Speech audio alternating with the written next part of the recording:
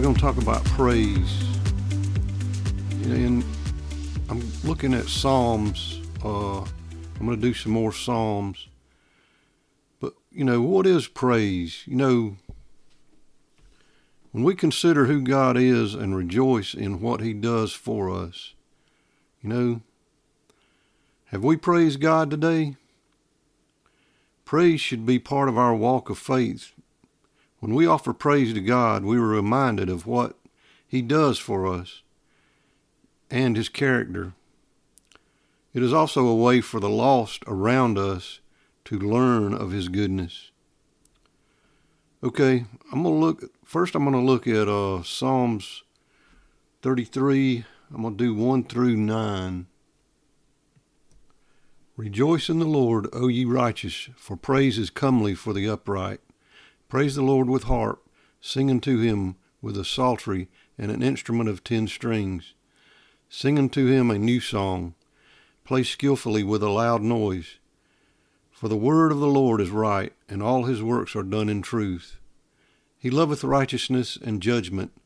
The earth is full of the goodness of the Lord.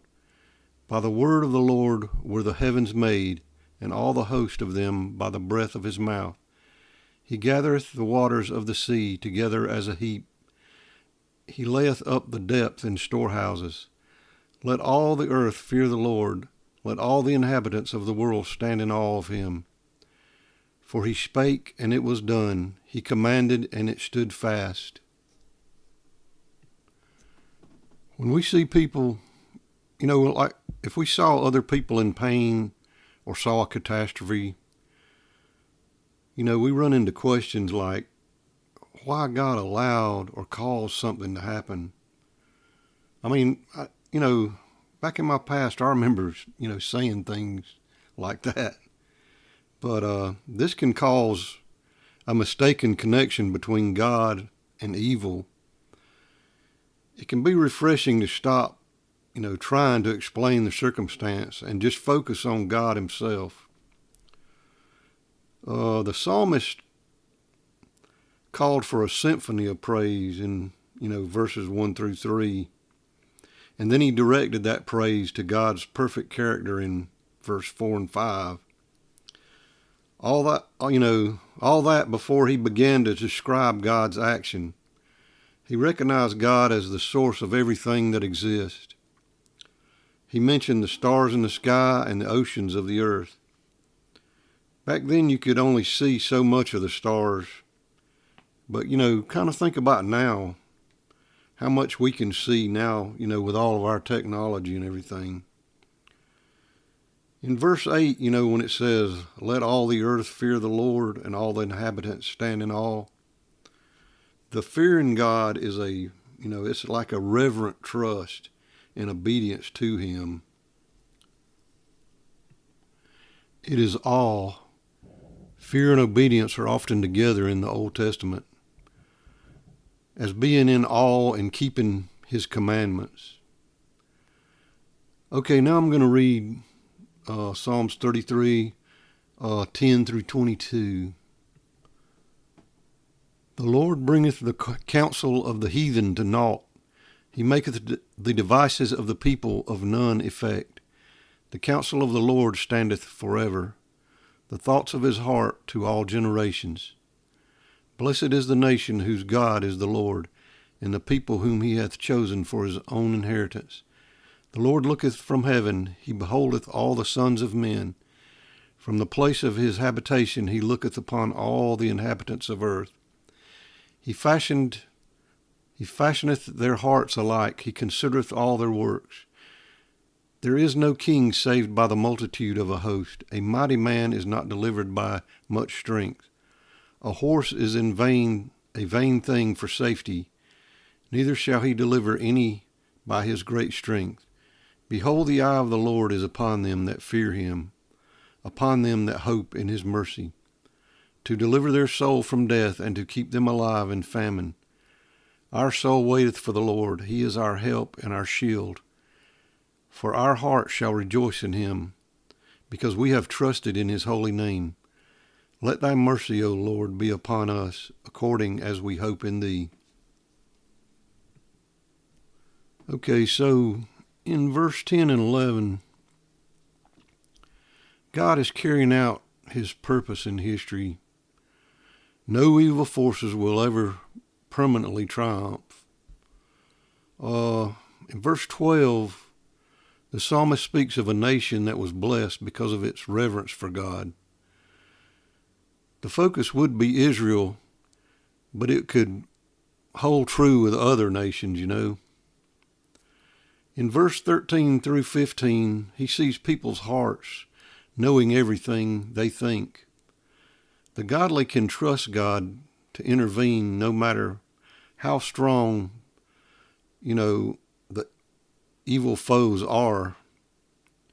And that, when he was saying that in verse 14, the place of habitation, it's kind of like his dwelling. The Lord is sovereign king, on his heavenly throne.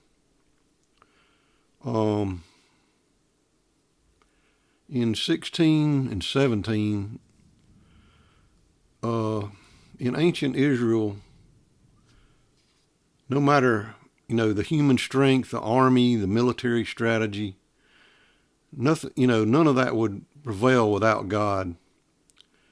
We need to rely on God for our spiritual victories. And in verse 18 and 19, we can be assured that God sees us and will deliver, us. And verse 20 through 22, be aware of God's faithfulness. Being aware of God's faithfulness gives us a patient faith, so we can expect a joyful fulfillment of God's purpose in our lives. Okay, now I'm going to move to a different psalm. I'm going to do Psalm 66. So first I'm going to read 1 through 12. Make a joyful noise unto God, all ye lands. Sing forth the honor of his name. Make his praise glorious. Say unto God, how terrible art thou in thy works. Through the greatness of thy power shall thine enemies submit themselves unto thee. All the earth shall worship thee, and shall sing unto thee. They shall sing to thy name, Selah. Come and see the works of God. He is terrible in his doing toward the children of men. He turned the sea into dry land. They went through the flood on foot. There did we rejoice in him. He ruleth by his power forever. His eyes behold the nations. Let not the rebellious exalt themselves, Selah. O bless our God, ye people, and make the voice of his praise to be heard, which holdeth our soul in life, and suffereth not our feet to be moved. For thou, O God, hast proved us. Thou hast tried us, as silver is tried. Thou broughtest us into the net. Thou laidest affliction upon our loins. Thou hast caused men to ride over our heads. We went through fire and through water, but thou brought us out in a wealthy place. Okay, I guess you heard me in verse 5, and there was one other place, how terrible God is. On that, in the King James Version, terrible equals awesome. It's that thing I was telling you about being in awe of God's power. But the Hebrew is kind of hard for us to get a good, translation on it. But, the person, seeing it is in awe, in terror, that kind of thing, It doesn't mean he was terrible in the sense that, we usually think about it. But again, here, the psalmist is focusing on praising God, before considering his answers to prayer. In verse 1 through 5, the psalmist kind of emphasizes God's sovereignty over human affairs. He sees God's power all over the earth and calls for, universal praise. That, there's a Hebrew word, ruah, And that's kind of like a battle cry, and it signifies victory. But they use that, for the shout joyfully, and that's like a victory, because these psalms were like songs that they would sing. These psalmists came up with these songs for them to sing, and that's what these are. In verse 5 through 7, the psalmist celebrates God's work, specifically the Red Sea crossing, when he said he turned the sea into dry land. And in verse 10 through 12, God's dealing with Israel. It wasn't always a cause for rejoicing. God disciplined them, to bring them back into a relationship with him.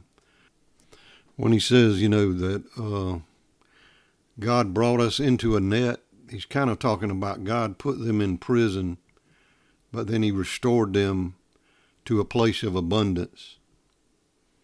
Okay, now I'm going to read, Psalm 66, 13 through 20. I will go into thy house with burnt offerings. I will pay thee my vows, which my lips have uttered and my mouth has spoken when I was in trouble. I will offer unto thee burnt sacrifices of fatlings with the incense of rams. I will offer bullocks with goats, Selah. Come and hear, all ye that fear God, and I will declare what he hath done for my soul. I cried unto him with my mouth, and he was extolled with my tongue. If I regard iniquity in my heart, the Lord will not hear me. But verily God hath heard me. He hath attended to the voice of my prayer. Blessed be God, which hath not turned away my prayer, nor his mercy from me. Okay, here, the psalmist's verses are more personal. They're on like an individual level. This same God who rules over nations, is able to intervene in each believer's life. The psalmist declares to burn offerings in the temple, and he returns to honor his vow because God has delivered him from trouble. In verse 18, the psalmist, is saying if he had been living a sinful, unrepentant life, God would not have heard him. And in verse 20, he praises God for hearing and responding to his prayer. Our battle with temptation is not fought alone. God's mercy or love is sometimes enacted through discipline, and it seeks to draw us closer to him. For the next psalm, I picked Psalm 130. It's kind of a short psalm, and I was looking at some of the Hebrew words were kind of interesting that they decided to use. I'm going to read Psalms 130, 1 through 8. Out of the depths have I cried unto thee, O Lord. Lord, hear my voice. Let thine ears be attentive to the voice of my supplications. If thou, Lord, shouldest mark iniquities, O Lord, who shall stand? But there is forgiveness with thee, that thou mayest be feared. I wait for the Lord, my soul doth wait, and in the words do I hope. My soul waiteth for the Lord more than they watch for the morning. I say, more than they that watch for the morning. Let Israel hope in the Lord, for with the Lord there is mercy, and with him is plenteous redemption, and he shall redeem Israel from all his iniquities. If you see this psalm in the Bible, you might see it says a song of degrees, or a song of ascent. These were sang during the Feast of Booths or Tabernacles. They were also sang during pilgrimage to Jerusalem. This is an individual lament that focuses on the psalmist's internal experiences. He begins by crying out for help and pleading the Lord's mercy in verses 1 and 2. But when it says the depths, the Hebrew word used refers to depths of the sea. Usually the sea was, a symbol of chaos, and that kind of thing. So, when he says, out of the depths have I cried unto thee, O Lord, that's kind of the depths, of confusion maybe, But the psalmist, he asked the Lord to listen and answer favorably in verse 2. And in verse 3, he emphasizes the Lord's forgiving nature and asserts that the Lord forgives so that he can be worshiped. The Hebrew word for iniquities is ewan and is plural, so likely it means the guilt that sins accrue. The psalmist, he trusts in the Lord and waits for his help. The Hebrew word yakal is used, indicating that waiting with anticipation. The psalmist wants all of Israel to hope in the Lord, for there is mercy and redemption. In verse 8, shall redeem, the Hebrew word padah has the sense of ransoming or releasing from imprisonment. I just found it interesting how those, Hebrew words kind of translated. You get a little more meaning out of them because our language and their language has, a little bit of difference in the translations and all. But, let's, think about praising the Lord, and, let's remember, other people who are lost might learn of his goodness, if they hear our praise. We do need to, consider God, who he is, and rejoice in what he does. Okay, guys, until next time.